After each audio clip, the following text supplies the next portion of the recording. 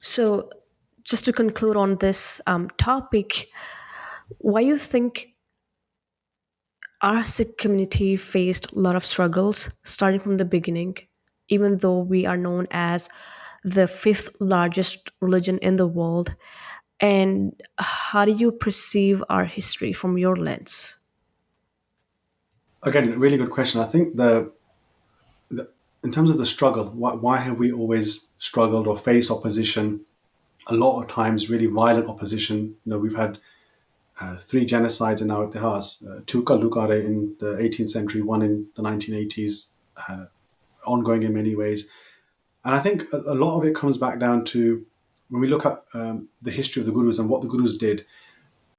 And this is why it's really important to read Gurbani sometimes within the context within which it was written. So, like I mentioned earlier, like Guru Nanak Dev Ji Maharaj, when they stand up against Babur for his invasion, and the way they call them out, even on their udasis, wherever the Guru goes, whoever he kind of speaks with and interacts with, he's very critical of those who govern a certain style, those who are oppressive within their policies, within their regimes, and they never hold back from that criticism. And it's not something that the gurus just speak about. It's not something we just find written in Gurbani. We see it then embodied by the gurus. So, we know, for example, that Guru Arjan Dev Ji Maharaj, Guru Tegh Bahadur Ji, they're shaheeds in our itihas. We know there was also attempted assassinations on Guru Gobind Singh Ji Maharaj, Guru Hargobind Sahib Padsha.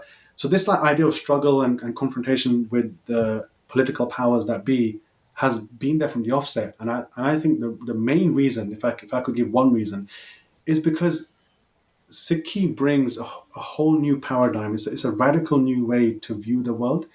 And I think that Okay. radical new world is what challenged the existing systems that had been engineered, whether that be through religion, like for example, when Guru has interactions with the Maulvis or the Qazis or the Mullahs or the Pandits, or whether that's engineered through a political setup, like for example the Mughal regime, or even the Hindu hill rajas. So actually, when we talk about Guru Gobind Singh Ji Maharaj and their itihas, a lot of the time we're told about how many battles the Guru waged and the Khalsa waged with the Mughals, and the Mughals were so oppressive, and yes, they were. But in our itihas, in a Puratan Granth called Sri Guru Soba, which was written by Senapati, Kavi Senapati, who was one of the 52 poets of the Guru's Darbar. In his account, he speaks about these battles with the Mughals, and when you analyze the accounts, what we find is that Guru Gobind Singh Ji Maharaj actually went into battle, I think it's 11 times with the Hindu hill rajas and 5 or 6 times with the Mughal battalions.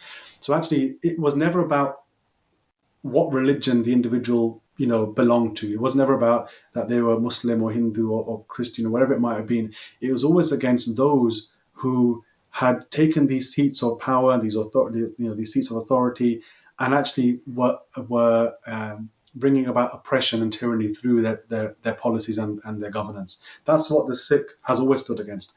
And when we look at the way in which the Sikh stood and defined the British occupation of Punjab, the statistics are well known that relative to our population, in terms of how many Sikhs stood and sacrificed and were hung by the British, and also those who spent time in jail, was disproportionate to the rest of the population. And it's something I think it's almost as if it's within our DNA.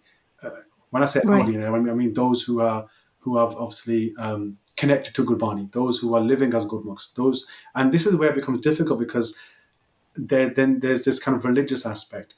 I do talk about in the book a little bit about how the Western secular philosophy categorizes them as religious fundamentals. But for us, the likes of Baba Deep Singh, they're our heroes. We look up to the actions of the gurus and the gurmukhs, those who embodied that idea of standing against oppression. So wherever we look at our itihas, they've always stood against that because it's not just about standing against oppression either. It's also about furthering the Soch. So if Sikhi is this radical new worldview, it's established by the gurus, it's kind of solidified by the Guru's Darbar. The attacks start then. The attacks start from the Mughals and the others who were around at that point.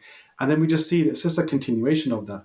with the British, with the Afghan invaders, even with the Indian regime as well, post 47.